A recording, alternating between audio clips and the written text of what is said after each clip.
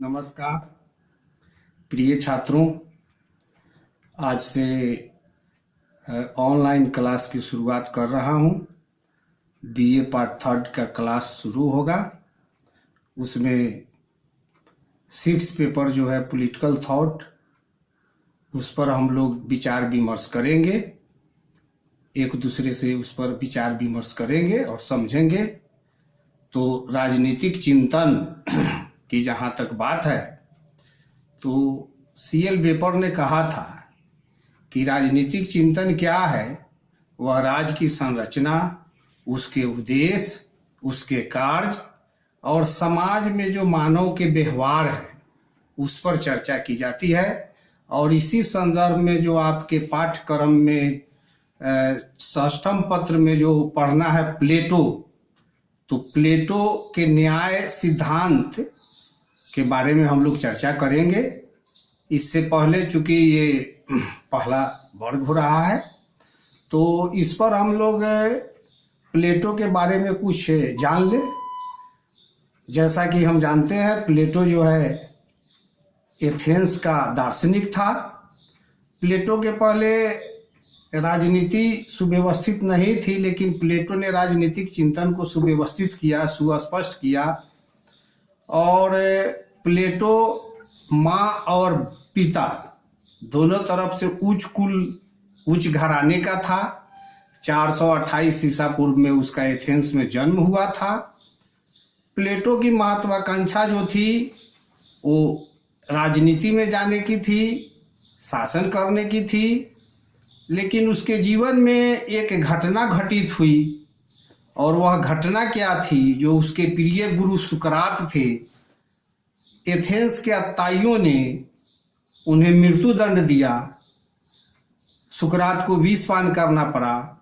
प्लेटो के जीवन में इसका बहुत ज़्यादा प्रभाव पड़ा और उसके जीवन में एक मोड़ आ गया और वह दार्शनिक बन गया। प्लेटो सुकरात की मृत्यु के बाद 11 वर्षों तक मिस्र, इटली, यूनान इत्यादि देशों में भ्रमण करता रहा। और कहा तो यहाँ तक कि भी जाता है कि वह भारत में गंगा किनारे होते होते भारत में भी आया था और यहाँ भी कुछ शिक्षा ग्रहण की थी। लेकिन मातृभूमि का मोह जब प्लेटो को सताया तो फिर वह एथेंस में वापस चला गया। वहाँ उसने एक एकेडमी की स्थापना की, जो यूरोप का प्रथम विश्वविद्यालय कहा जाता है। और प्लेटो का परम शिष्य अरस्तु हुआ, उसके और अन्य शिष्य थे। लेकिन अब हम प्लेटो की न्याय सिद्धांत जो है उस पर चर्चा करेंगे।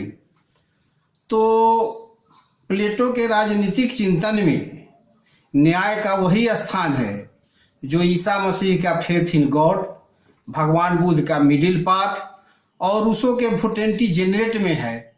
प्लेटो का न्याय सिद्धांत इतना महत्वपूर्ण है कि उसका दूसरा नाम, उसका दूसरा शीर्षक कंसर्निंग जस्टिस, मतलब न्याय से संबंधित रखा है। और प्लेटो का असल मकसद यूनान में सुशासन की स्थापना करनी थी, क्योंकि उसके समय वहाँ कुछ बुराइयां आ गई थी, जो राजनीतिक बुराइयां थी उसको दूर करना था। इसके लिए प्लेटो ने दार्शनिक शासन की कल्पना की और दार्शनिक शासन के साथ साथ न्याय के सिद्धांत, शिक्षा के सिद्धांत, साम्यवाद इत्यादि पर जोर दिया। लेकिन चूंकि हमें अभी न्याय के सिद्धांत पर भी चर्चा करनी है, तो प्लेटो का न्याय सिद्धांत इतना महत्वपूर्ण है, उसके ग्रंथ जो रिपब्लिक हैं इतना महत्वपूर्ण है कि उसे कंसर्निंग ऑफ जस्टिस कहा जाता है। और प्लेटो के ग्रंथ रिपब्लिक के तीसरे भाग में जो नीति शास्त्र से संबंधित है उसमें न्याय का सिद्धांत वर्णित है।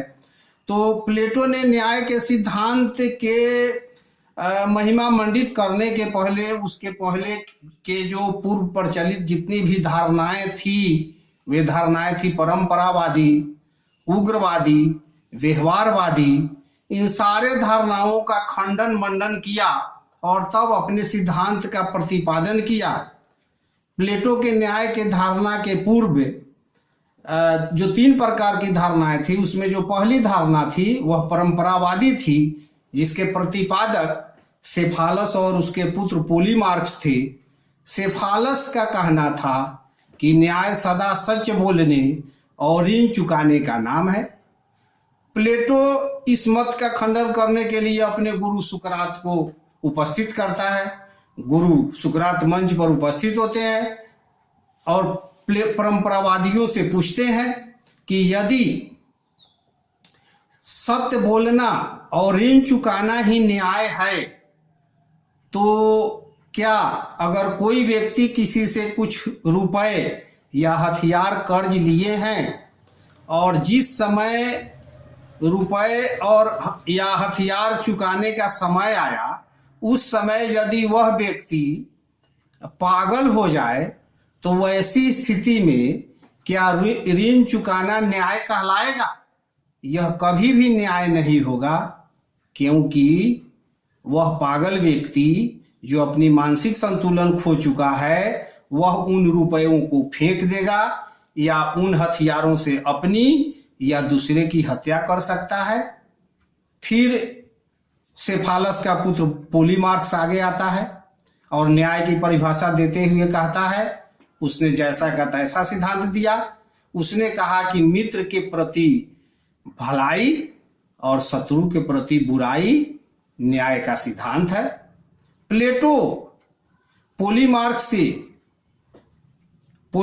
की बातों का खंडन करते हुए कहता है कि मित्र और शत्रु, सबसे पहले तो इसकी पहचान करना मुश्किल है।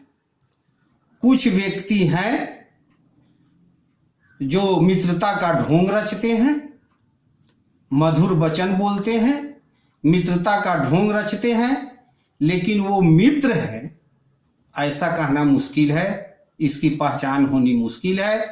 गोस्वामी तुलसीदास ने भी रामचरितमानस में कहा है कि आगे कह मृदु वचन बनाई, पीछे अनहित मनकुट लाई। तो मतलब मित्र का पहचान मुश्किल है। कभी कभी किसी व्यक्ति के मित्र के भ्रम में यदि हम भलाई कर देते हैं उसकी, तो वह हमारे लिए कभी कभी अहितकर भी हो जाता है। और कभी कभी कोई व्यक्ति ऐसा प्रतीत होता है कि वह हमारा शत्रु है, शत्रुता के भाव में उसके प्रति हम कुछ उसके प्रति अहित करते हैं, कुछ गलत कर देते हैं, तो वैसी स्थिति में अन्याय हो जाता है। दरअसल वह व्यक्ति उसके लायक रहता नहीं है। और दूसरी बात, अगर न्याय क्या है? एक कला है। डॉक्टर का उद्देश्य रोगी का इलाज करना है और उसको ठीक करना है। तो न्याय एक कला है, और कला में अगर हम किसी व्यक्ति के प्रति बुराई करते हैं तो उसका अधः पतन होता है, और वैसी स्थिति में जब उसका अधः पतन होगा तो वहाँ न्याय नहीं होकर के वह अन्याय होगा। इसलिए जो ये उग्रवादी, ये जो परंपरावादी जो विचारधारा है, ये पोलीमार्क्स का, इस मत को प्लेटो खंडन करता है। अब जो न्याय की जो प्रचलित पुरानी जो विचारधारा है वह उग्रवादी है, जिसके प्रति